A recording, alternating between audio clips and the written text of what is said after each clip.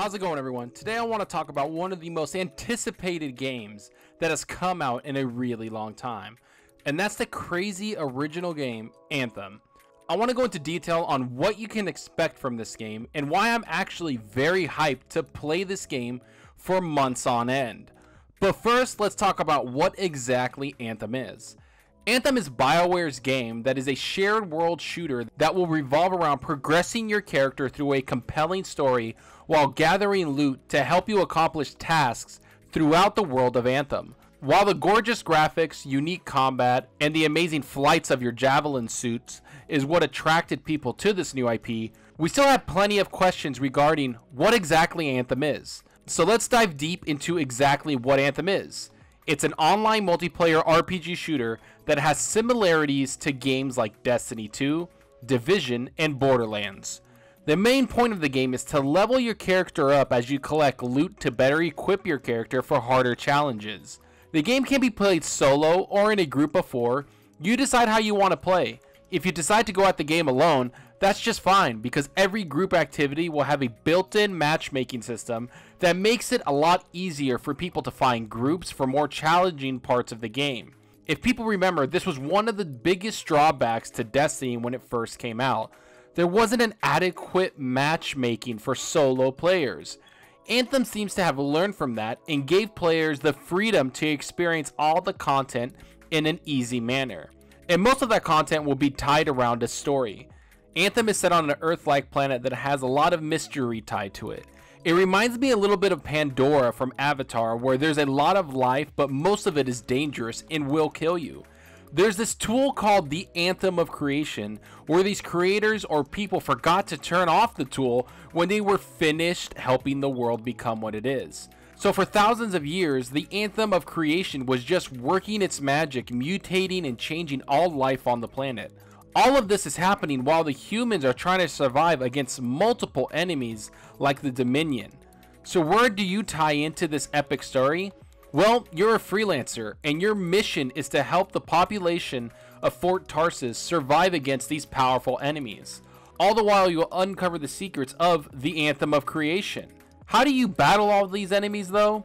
That's where the combat comes into play, where you will pilot a javelin. You'll be able to choose between 4 javelins that each have their own unique combat style.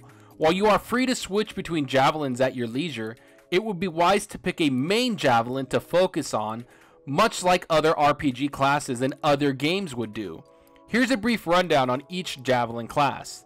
First up is the Ranger, who is kind of a do-it-all javelin. They are able to wield all but heavy weapons and can use an assortment of grenades. They also have a mounted wrist launcher to deal large amounts of damage. This is actually going to be the first javelin that unlocks and you'll be able to experience Anthem with.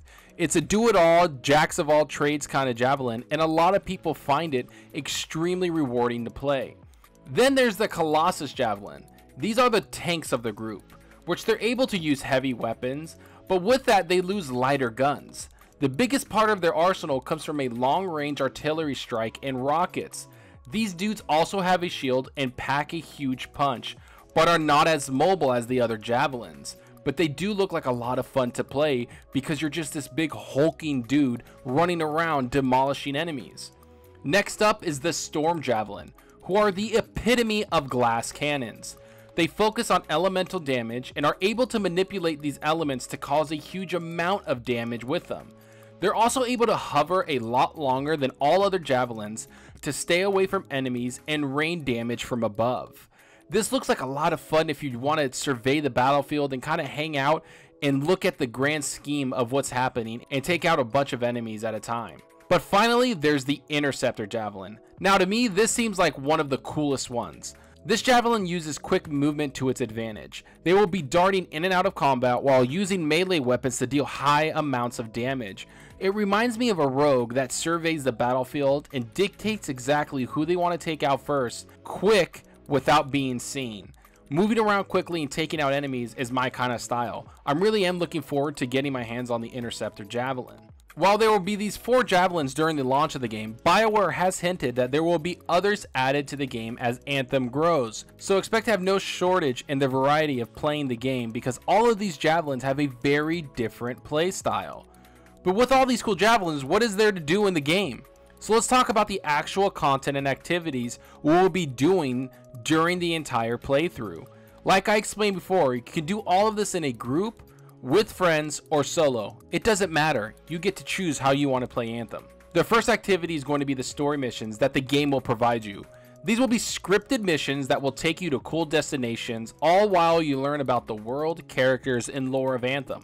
While we don't know exactly how long the campaign for the game will be, we do know that Bioware is known for making robust story-driven games that tie in a lot of character moments and lore. So it's exciting to see them try their hand at incorporating that into a multiplayer-driven game. But let's say you don't want to do story, or you're done with it. The next activity is called Free Play, where you will be able to explore the world without a mission. Much like Destiny, where you can explore and gather resources and do world events that will provide you great loot, you will also be rewarded for exploring the world of Anthem with knowledge of the lore that is hidden throughout the game, and not to mention little side missions and world bosses that you will be able to just gather loot and progress your character in different ways. But the next big thing are strongholds, which are your challenging dungeon-like experiences. This will require a team to complete and will provide a lot of great loot for your character. These will reportedly take around 30 to 45 minutes depending on your skill level to complete. They won't be tied too much with the story. They are there to completely challenge you and provide a way to get great loot. Let's hope they provide a lot of these throughout the game so we have variety within it, because strongholds otherwise will start to become stale. You need to have variety and keep the bosses different, maybe do randomized dungeons, stuff like that. That's what I would like to see within Anthem. These three activities are the main content that will be provided to players at the launch of Anthem. There has been hints of raids and strong endgame content that will be provided to players as the game progresses and matures into a service type game. There have been streams where developers talk about legendary missions that you will be able to obtain through factions within the game, where you have to do a little story mission, do another one, and then another one, and then as you progress, you unlock these legendary missions that will become extremely challenging for the player. But a lot of detail hasn't really come out for them. They're starting to stream them around a little bit, so keep an eye out for that. All of these aren't just done once and you move on. They will be put on a difficulty scale from easy, normal, hard, legendary, grandmaster 1, 2, and 3. So all of these strongholds and missions can be put on harder difficulties to get greater rewards and to challenge yourself. So with all these great activities, a lot of you might be asking, is there PvP in Anthem? And the answer to that is no. The developers have said they are trying to focus on the PvE aspect of the game and to make that the best possible experience they can.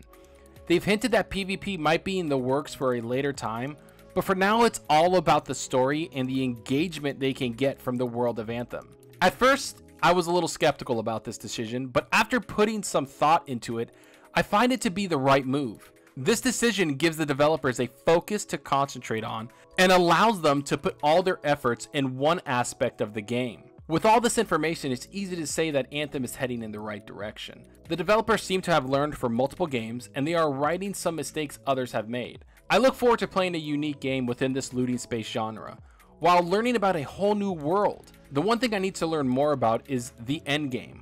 What type of content will they provide me to stay engaged in the game for the long term? What will keep me coming back for more and grab my attention for long periods of time? While the developers have said they will reveal more of the endgame in the coming months, I hope they have a lot of endgame content to keep gamers intrigued. But I want to know what you guys think about this game. Did all of these details help you get a better picture of the game? Are you looking forward to Anthem? Do you think Anthem can stand out from similar games like Destiny 2 and Division 2? Are you worried about the endgame? Do you want PvP to be involved in this game and you hope the developers provide that later on? Go down below and let's have a discussion about this game. I'd really love to know what you guys think. And please hit that like button and that subscribe button. It means a lot to me and it helps the channel out tremendously. And also follow me on Twitter at Zalker87. I'm always on there talking games and interacting with a bunch of people, so check it out. It's always a good time. That's it for now, everybody. Thanks for watching, and I hope you enjoyed the video. And again, enjoy your gaming. Later.